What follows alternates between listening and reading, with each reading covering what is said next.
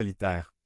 C'est comme ça que nous sommes, Dieu nous a créés pour être tous ensemble, pour que nous nous aidions les uns les autres, pour que nous le servions unis pour que nous ne soyons pas des lions solitaires et rebelles, mais que nous vivions dans la protection de l'orgueil, ou dans d'autres paroles de l'Église locale. 3 visages de bœuf symbolisent la force, l'esprit de service, qui est prêt tout le temps à travailler. Proverbe 14. 400 bœufs, la grange est vide. Mais c'est grâce à la force du bœuf qu'il y a du pain en abondance. Le buffle est doux mais très fort. Le buffle était un jeune taureau qui fut d'abord soumis au processus appelé castration, où il perdit ses testicules. Désormais, toutes ses forces ne sont pas concentrées sur la procréation mais sur le service.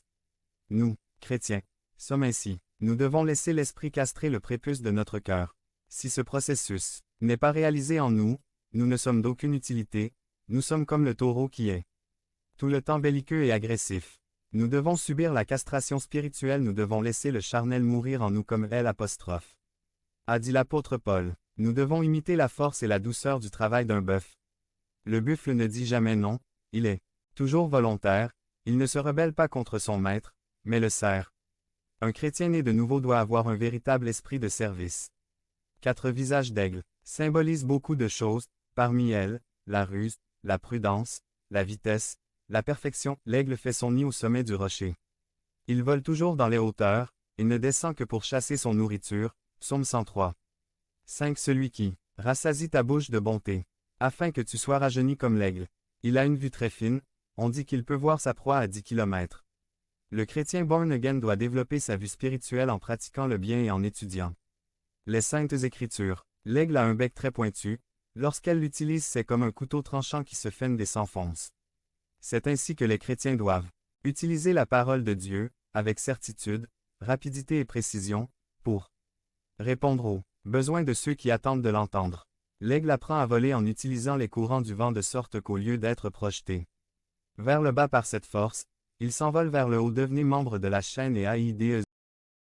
Ne soyons pas des lions solitaires et rebelles, mais que nous vivions dans la protection de l'orgueil, ou dans d'autres paroles de l'Église locale. 3 visages de bœuf symbolisent la force, l'esprit de service, qui est prêt tout le temps à travailler. Proverbe 14. 400 bœufs, la grange est vide. Mais c'est grâce à la force du bœuf qu'il y a du pain en abondance. Le buffle est doux mais très fort. Le buffle était un jeune taureau qui fut d'abord soumis au processus appelé castration, où il perdit ses testicules. Désormais, toutes ses forces ne sont pas concentrées sur la procréation mais sur le service. Nous, chrétiens, sommes ainsi. Nous devons laisser l'esprit castrer le prépuce de notre cœur.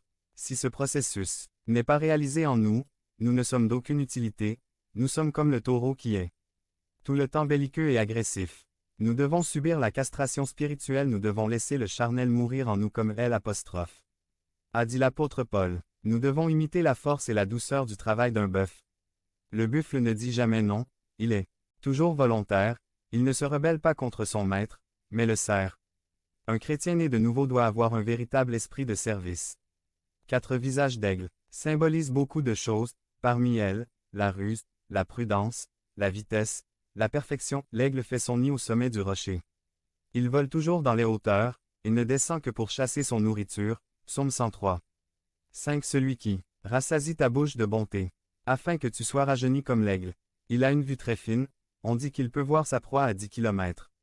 Le chrétien born again doit développer sa vue spirituelle en pratiquant le bien et en étudiant les saintes écritures. L'aigle a un bec très pointu, lorsqu'elle l'utilise c'est comme un couteau tranchant qui se fende et s'enfonce.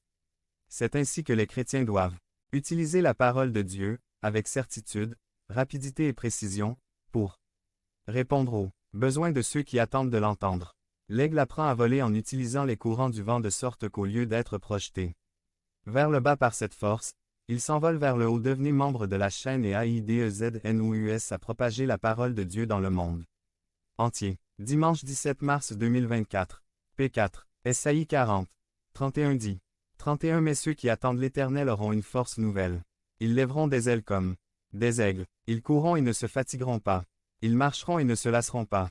Conclusion. Nous sommes la représentation de Dieu sur terre, nous sommes son image, sa ressemblance. Nous avons l'onction et la force du Saint-Esprit et la grâce de Dieu, afin que nous puissions vaincre tous les ennemis, comme le roi lion de la jungle.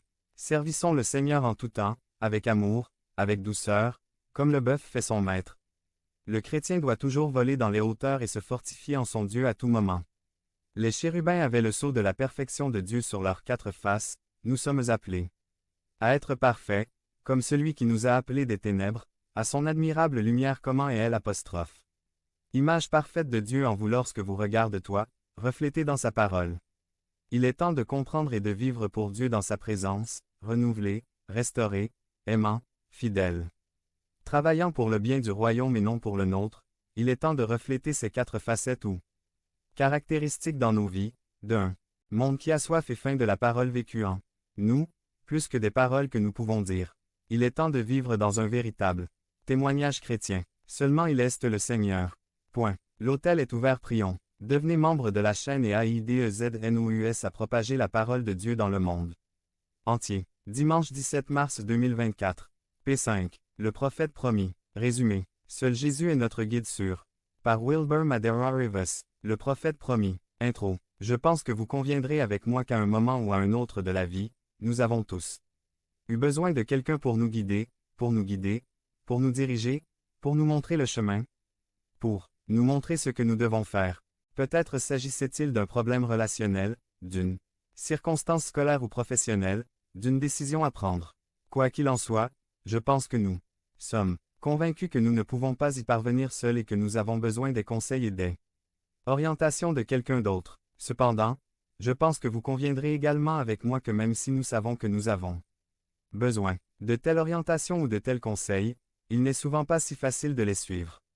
Parfois, c'est notre fierté qui nous empêche d'accepter les conseils et la direction qui nous sont proposés.